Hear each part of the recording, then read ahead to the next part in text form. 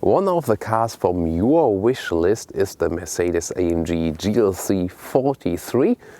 That one will be today in Autogefühl, your #1 resource for in-depth car reviews and your #1 community to discuss cars. Where's Thomas? We're going to take a detailed look on the exterior, interior and the performance driving experience with a high-speed Autobahn part. I can promise you this will be a lot of fun. And of course we're going to take a comparison to the normal GLC here with the AMG version. You can also check out the normal GLC review and the GLC Coupe review. We will link those in the video description, also at the end of the video, so you can check out those as well. But now let's focus on the GLC 43 on the Autogefühl in full HD, full screen and full length. Let's go!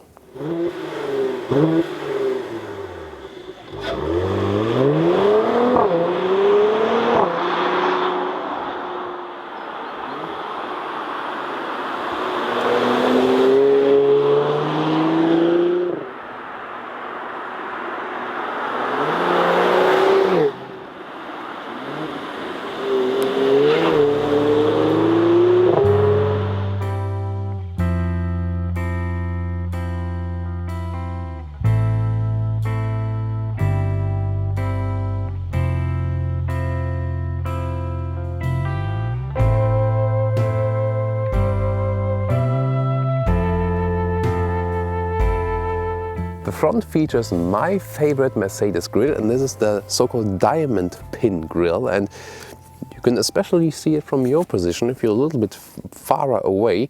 Then also the AMG version features this horizontal fin that goes right through the grille.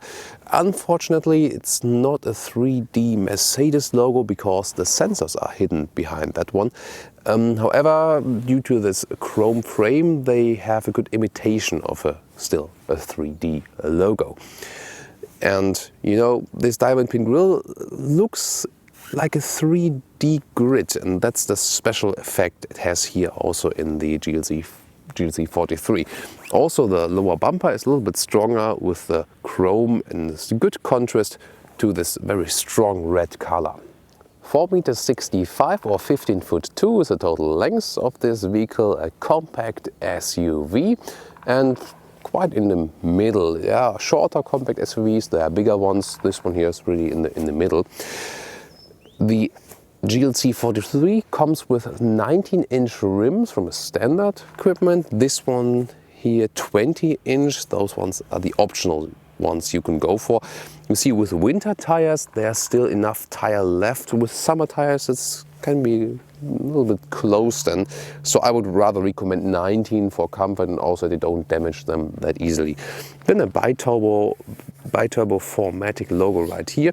You see, you still got this off-road rugged look with the plastic fenders right there. Then this has the night package. You can also get it in chrome, but here the window frames are in black. Same goes with the side mirror. Then there's a rather classic layout here, but if you compare it to the GLK, the predecessor of this car, then the GLK was, you know, more in an edge style, and this one here has more round structures, especially here at the rear ending. And price-wise, by the way, also very interesting is starts above 60,000 euros in Germany, for example, and for the GLC 43 version you have at least to pay 17,000 more, so already then a very expensive vehicle. The rear has been criticized a lot, and I can share this because it's really my least favorite part of that car. It looks a little bit like, you know, an egg from the rear. I mean, what's your opinion? Really would like to hear your opinion on that one. So, I mean, the taillights also beautiful, horizontally drawn, but I'm not really sure about design lines right here. It doesn't look that, you know, in line as with the rest of the vehicle. The AMG comes with a special logo here and also special exhaust tips, and those ones again are just fake. It seems to be a common habit nowadays in the automotive industry. The real exhausts are hidden behind it.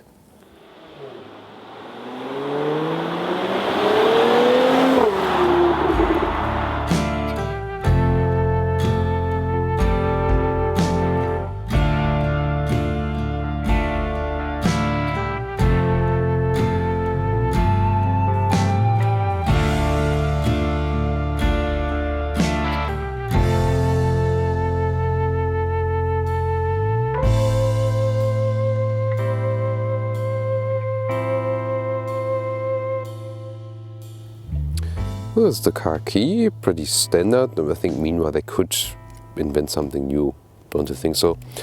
With the GLC 43 at least you get this, whoa, fancy key attachment, wow. Then let's get inside.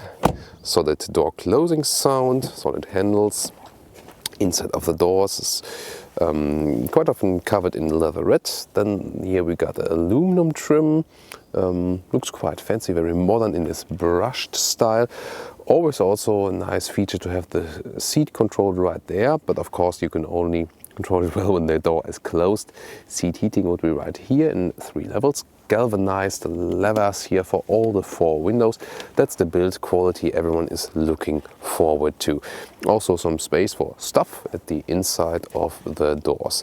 And then if you look over to the dashboard, you already see from the side here that the dashboard is pretty powerful. The interior is more a sporty one, which reminds you not of an open big SUV, but rather a dashboard of a sports car. Contrast stitches in red here in the AMG version, and also my favorite steering wheel with microfiber on the side part. But you can also get a fully leather red steering wheel with every Mercedes. We ask for that. That is possible if you ask your dealer, because this is here animal skin, the upper and lower part. Then as for the seats, which is very interesting, the standard in the GLC 43 comes with Dinamica microfiber on the inside and leather red on the outside. This is the perfect option. Just go for those standard seats. You do not have to pick the optional ones. Then let's get inside. And the seating position is upright as we know it from an SUV. Compact SUV is, you don't need anything bigger. It's big enough, definitely. And you immediately feel what I said earlier. It's more a sporty cockpit with a big middle console, dashboard coming towards you. The windscreen doesn't leave you a big gap. That's different to the GLK, the predecessor car, which was more an off-road style layout, which had a better view to the front.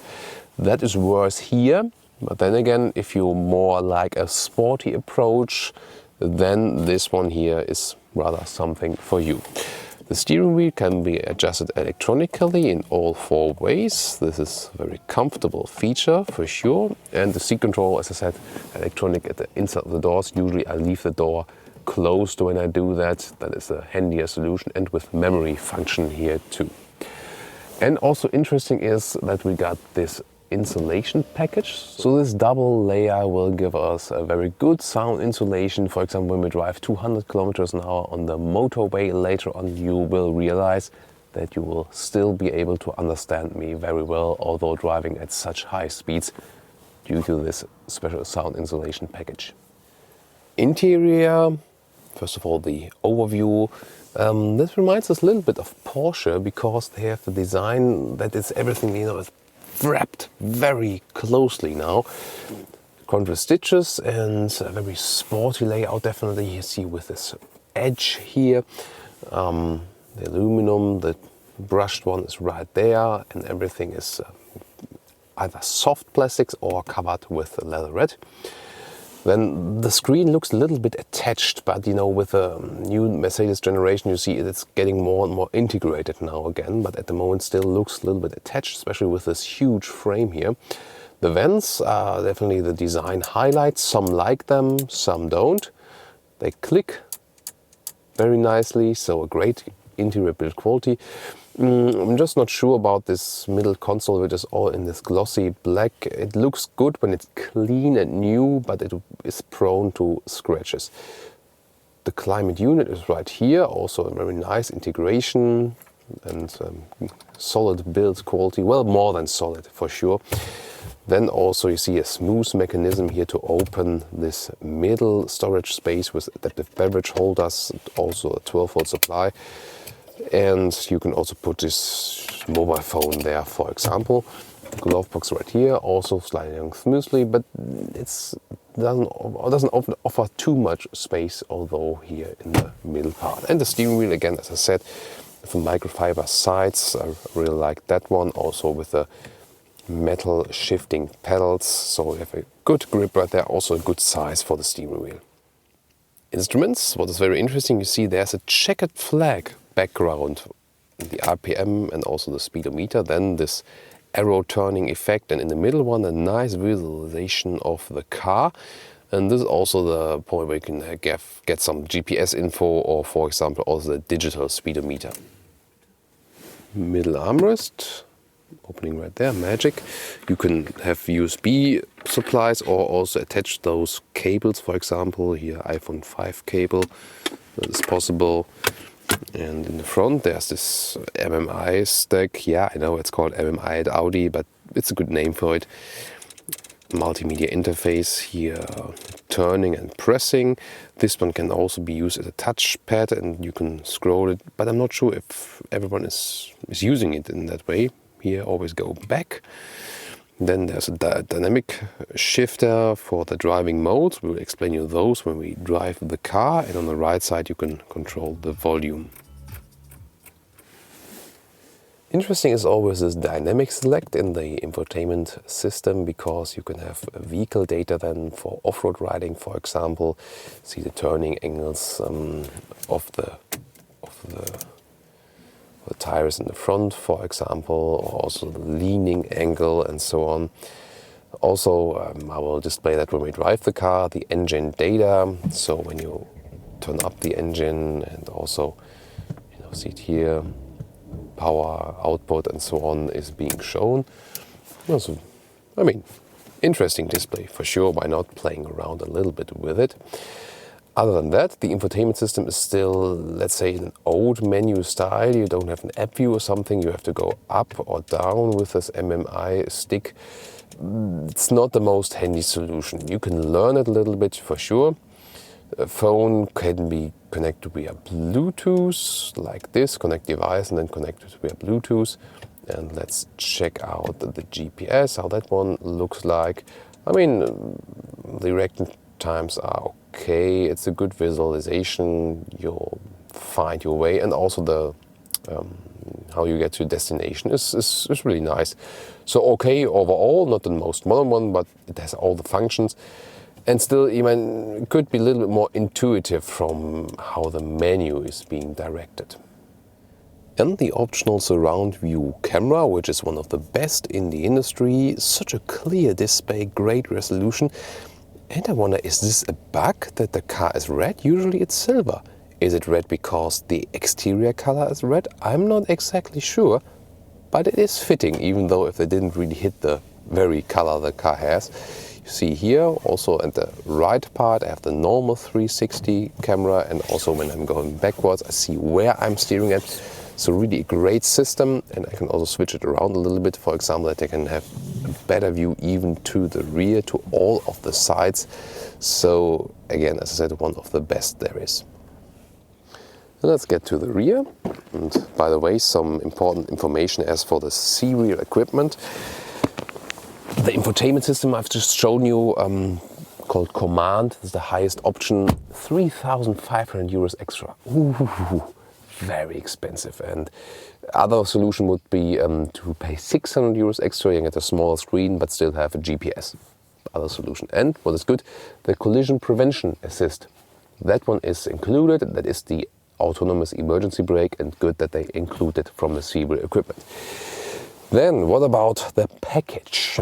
So we don't have a panoramic roof mounted here, and I would recommend you to leave it out if you have tall people in the rear. I'm 1.86 m or 6'1". Then you still have some headroom left. That's good. Knee room wise, something left in front of my knees, but you have to be sure about that. For a compact SUV, there are other cars in this segment which are, I mean, if you think about Seat Ateca, for example, this car is, I think it was 20 centimeters shorter, but still has, more knee space. And so it's not the best package they offer here. However, for 4 adults, it's perfectly fine. There's also a seat here in the middle, but, not too comfortable, of course, for tall adults. Still works, but the seating surface is quite hard. What is very nice is you can flip the seats very easily from here and also from the rear, and you have just 2 buttons here. You just have to press the button here and that's it. Well, you have to be fast to avoid that. So usually you stand on the outside, then click the button, then it works like this. So a good solution here, by the way, some more space and also some beverage holders for the kids, for example. And there's also separate climate control in the rear if you like. So the hatch is optional electrically, so this one here, the menu, and it has some advantages. When it's standing height, it's good for me. For example, if you want to put the bicycle in here and then you want to check if does it really close, and you can gently close it.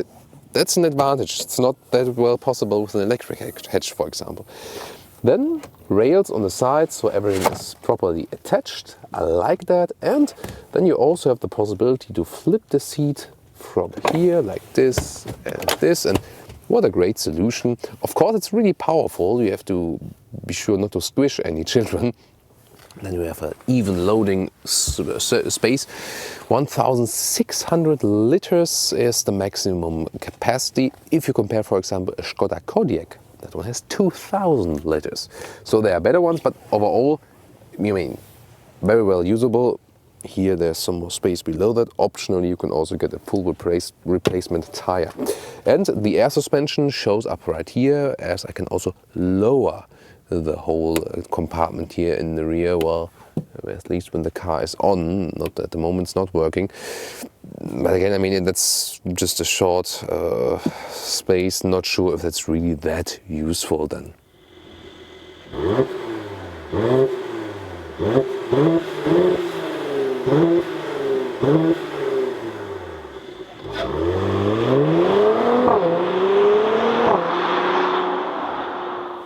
Now to the heart, V6, 367 horsepower, 3-liter displacement, 4.9 seconds is the acceleration figure, 0 to 100 kilometers or 62 miles an hour. And well, it says AMG, so also has this nice lineup, but it's not a true AMG engine, as this one comes, just running from the assembly line, and this one engine concept is really for the 63 models. So this is the basic difference. But it's still a good engine. So, but that's the philosophy change. Interesting, by the way, those rubber pads here in the front for the insulation or something like that. Haven't seen such things here before. Very interesting, but all very clean set up also in the front here. And also nice that the hood, design-wise, is closing till the very front here, so you don't have this split line.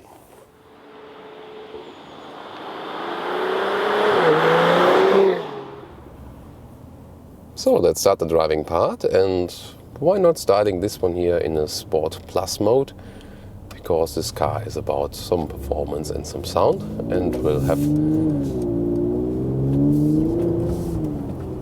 Oh, why not?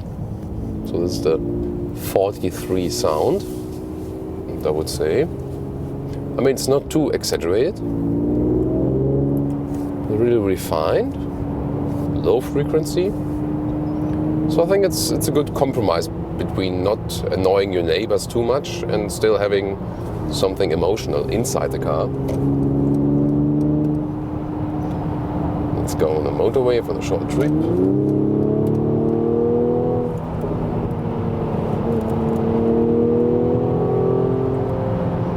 That sounds really good. And well, I think if you go up to a 63 version, also if you think about C-Class, E-Class and so on, that might be a little bit too much already. Some of course say, the louder the better, but I think that's not the case anymore, especially not today. I think you really have to find a good compromise where also when you're driving the car on a long-term run, you maybe don't want to have, that totally rolling all the time. So I think this is a good compromise right here. And of course, at any time you can go back to the comfort mode, for example, and the car shifts up a gear. It's also more silent. The exhaust goes in the silent mode. It's of course still more than with the normal GLC here with the 43 version. but you can drive it relatively silent also when you remain in the comfort mode. Also there's this eco driving mode. It enables us to sail a little bit better. For example, if I just leave the throttle, then the car is rolling and rolling and rolling. It helps you to reduce the consumption. It's really funny because in the small digital display, in the upper left corner, there's really a blue sailing boat icon. Really funny. So this really symbolizes this coasting or sailing function. Still, I didn't touch the throttle at all. It just was rolling all the time. And I mean, this GLC is not really the vehicle where you can save the most fuel. We tested it now, in different conditions, in a mixed motorway, countryside and city driving, and we scored about 12 liters. Oh, there's a GLC 250 4MATIC. So this is would be one of the entry versions here on the road. And we, of course, as I told you initially, 18,000 euros more than the entry version. To have the bigger engine here, also a little bit more of equipment. It gets really expensive, and if you meet, for example, a Volkswagen Tiguan facing you here and think, oh wait, I could have 2 Tiguans for 1 GLC. Then you start thinking. So, back to our GLC 43 here. We've already been testing the other one. Didn't we have the 250 here as well last time? Was the 350? We have to recheck that. But I was also very satisfied with the basis version, so I'm really looking forward to the differences also here today. Of course, you can also check out the older review. It's not really that old.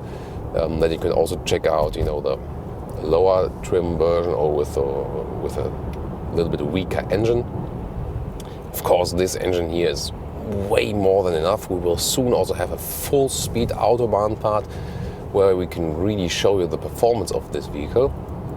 And 4.9 seconds, 0 to 100 kilometers or 62 miles an hour. That's really impressive. This the same figure than the BMW X4 M40i, which we also have tested here in Autogefühl. You can check out that review as well.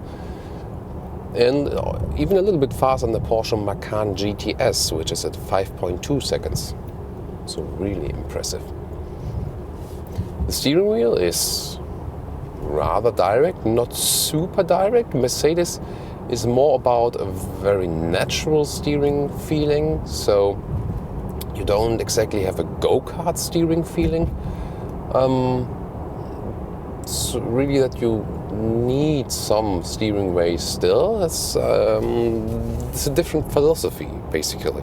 So with the Volkswagen Group, the vehicles, Audi, VW, Skoda, Seat, we have a rather direct steering wheel, also with this progressive layout that the steering wheel ratio is increasing the more you steer.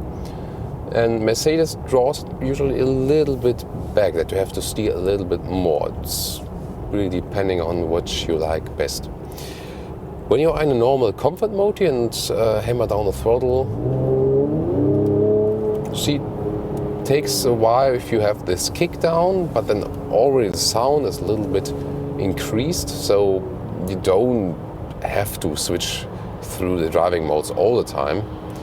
I mean, sticking in the Sport Plus mode for the whole driving is also not really suitable because it might just annoy you. But there's also something in between, for example. I mean, there's the Sport Plus and the Sport mode. This is, for example, now just the Sport mode. And this is not as aggressive as a Sport Plus mode. You can also drive that in everyday driving, but you already hear maybe the car is keeping the RPMs rather high. And this is not that relaxing than when you're just on a long-term run driving, for example. But it could be some compromise, for example. We also have the Distronic Plus equipped with this car, one of the best automatic cruise control systems. Really relaxed. This is one of the optional features I can really recommend you to go for. The other one would be the blind spot monitor in the mirror. Let's see if we can go to the right, and then someone will be stupid enough to drive faster than allowed, and then there it is, the first one. There you can see, there it is, the red triangle in the side mirror. And now again, red triangle, side mirror. All people driving as faster now than allowed. But I'm just, you know, with the Distronic Plus set in my speed, and that's perfectly fine.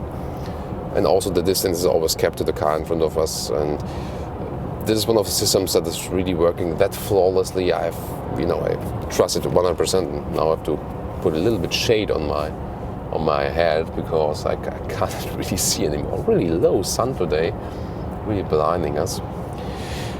And we can, let's stay in the sport mode and then hammer the throttle, see how that behaves also in comparison to the Sport Plus mode. Now going 70 to 100. Oh, let's wait just a little bit.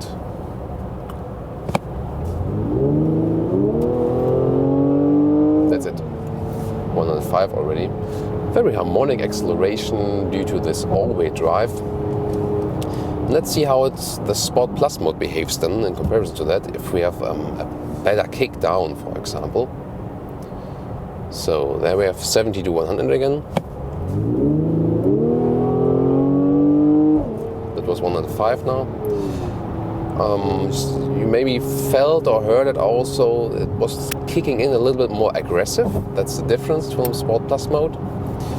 Other than that, what you can also always do, if you're just in the comfort mode, you can use the shifting pedals of the steering wheel if you want to initiate a lane change, overtake someone. Then, for example, shift 1 or 2 gears back here. This may be a more harmonic way than initiating this kick down via the automatic.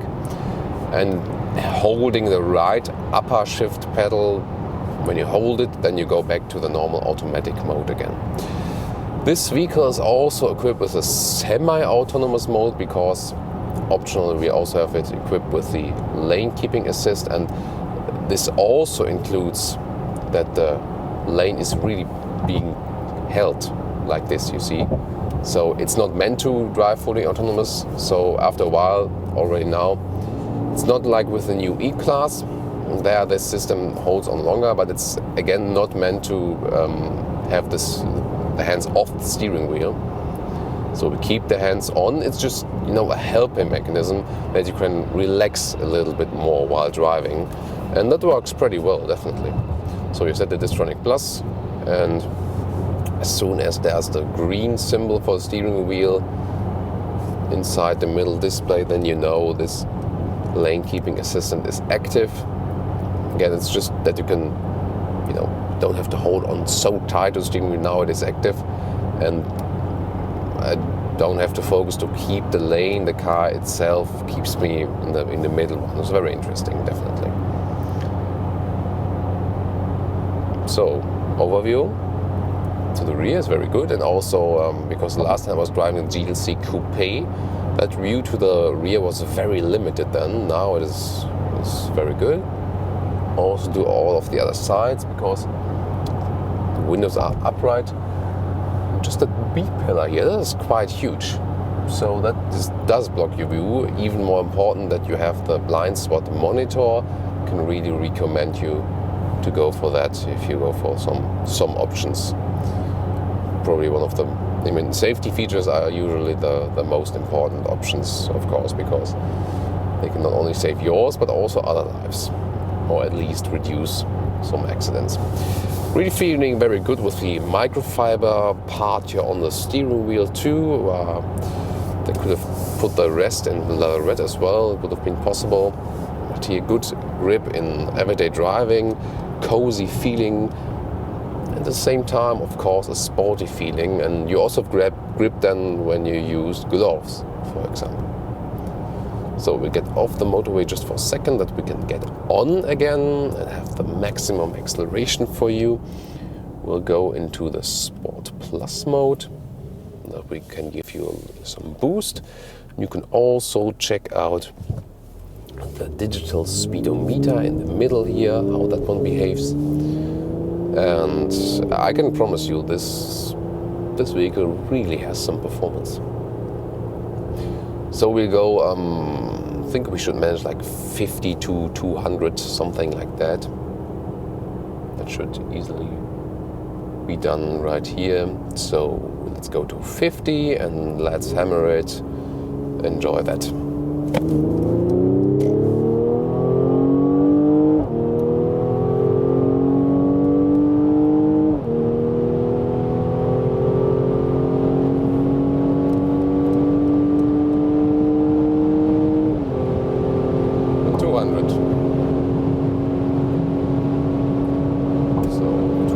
That's enough. So really harmonic acceleration, don't get too stressed, but yet very powerful. And again, as I said initially, a very refined sound. So the sound is not too exaggerated, but still you have a good, good audio for sure. The normal consumption, by the way, if you don't hammer it like this, you can score about 12 liters. I think I said that once. Again, of course, if you do some acceleration tests, that will rise. But in general, 12 liters you'll be just fine with. If you want to consume less fuel with the GLC, then don't go for the AMG version. Go for one of the smaller petrol engines. However, it more depends really on your driving. So if you pick a bigger engine, it won't have the biggest effect on the consumption, because when you drive the same way and have a bigger displacement engine, you'll just run it with a little bit lower RPMs, and then again maybe don't consume really much more fuel. So now, speed limit, I can just set the Distronic again, and I think this is also one of the main characteristics of this car. You can have it with a very comfortable drive, yet it's always a sports machine at the same time. Of course, this leaves us some thoughts with the suspension, because this one here is equipped with an air suspension, basically. So based on this air body control, right? But then equipped to an AMG riding style, and this is a little bit strange. I mean, you create a car with an air suspension, with super comfort, with a rather soft ride, a really adaptive ride. And then you say, oh, but I want to have it in a sports car, and I make it stiff again, which is basically not making any sense. So we've already experienced it also in the all-new BMW 5 Series, that you can have a great ride without an air suspension, comfortable and sporty at the same time. And I think if you have an air suspension, you should also put it in a very comfortable, flying carpet way. That's, when you really prefer an air suspension ride. But the strange thing here is, if someone would tell you this is not an air suspension, this is, basic coil spring, everyone would believe it, because the suspension is rather stiff. And again, I think it does not make any sense. So just put in a more normal suspension in here, a sporty one, and don't use the air suspension. With the air suspension you can be a little bit more adaptive. So when I go into the sports mode, it gets even a little bit stiffer. But in general, you have to be aware of, if you pick the Mercedes-AMG GLC 43, that this air suspension will be stiffer also in the comfort mode. And if you want the most comfort, then you should rather go for a normal GLC. Let's say just a 250 or I think 350 or whatever. And maybe just go for an AMG line for the visual part, exterior or interior. That makes more sense if you want to have the most comfort. Here, this is really for people who also enjoy the sporty part of the vehicle. You have to be sure about that. I personally, I tend to like also some sporty riding, but for the everyday riding part, if I drive this car really every day, I would really not go for the 43, and that's also a surprise for me, because I would really think, take a normal air suspension with the GLC or the normal spring and enjoy some more comfort, because it's a compact SUV. You don't feel like wanting to race it all the time, and then you can more enjoy the comfort. And and maybe pick the AMG visual features and also save some more money. So, that's my 2 cents. Of course, that's discussing on a very high level, because in comparison to other cars, this one is still very comfortable, also from suspension, sure, but really going into the detail for your consulting, when you want to buy a GLC. So we'll head back this high-speed way once more and have some, starting at 100 now and hammer it. Let's go.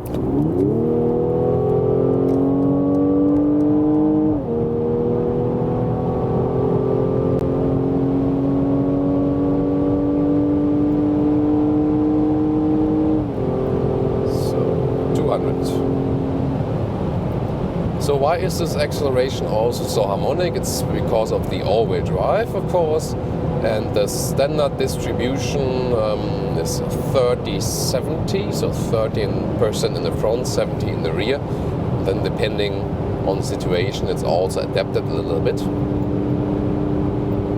But this all-wheel drive combination with fitting together engine with the car, that works very well. And I can just stress again, it's not always about having even more horsepower.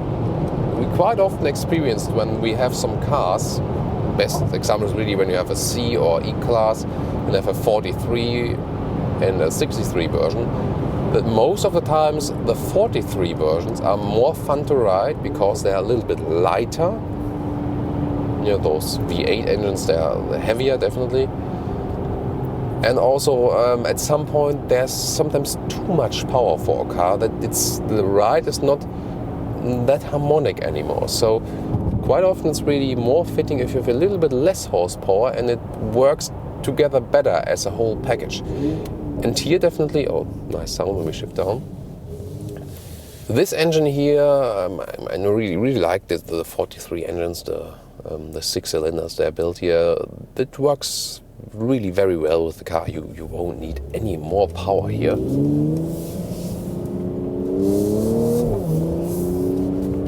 What do you think? Very nice. So then we can also go back to comfort mode again and enjoy some more calm countryside riding. Again here, good reaction. So the car gives you a good agile feeling. But yet again, the GLC in general is set on a more luxurious, comfortable ride.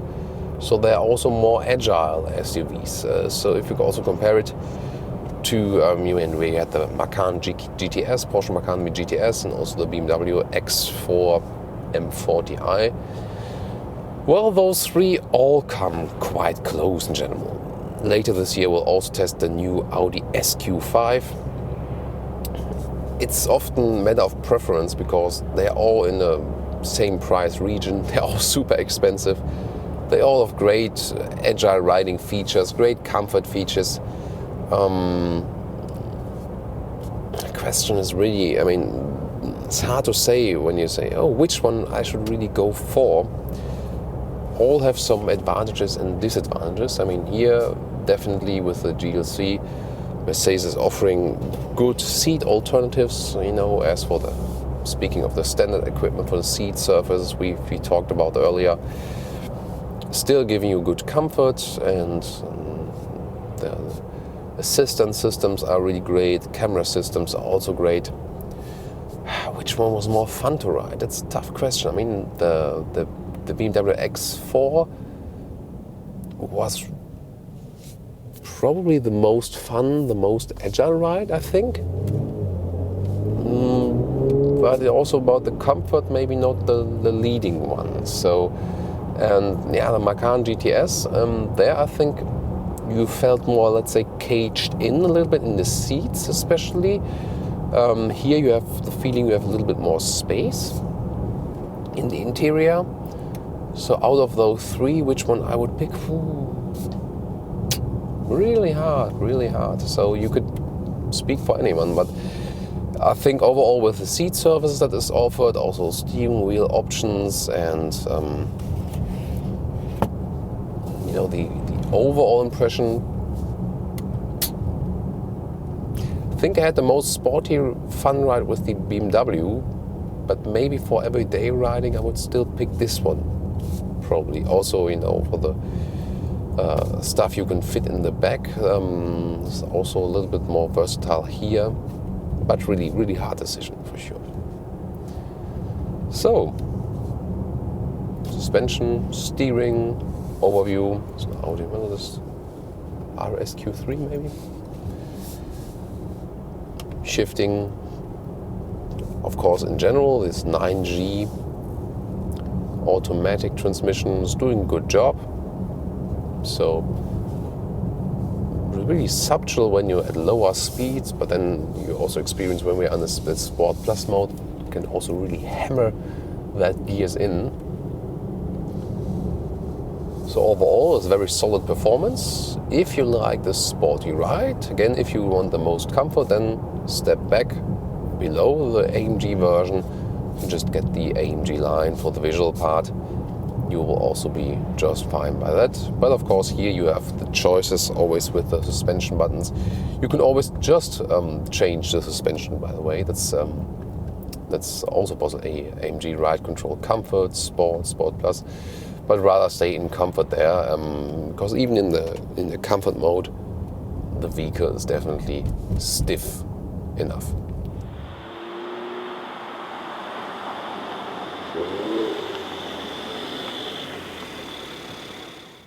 And now the conclusion, Mercedes-AMG GLC 43.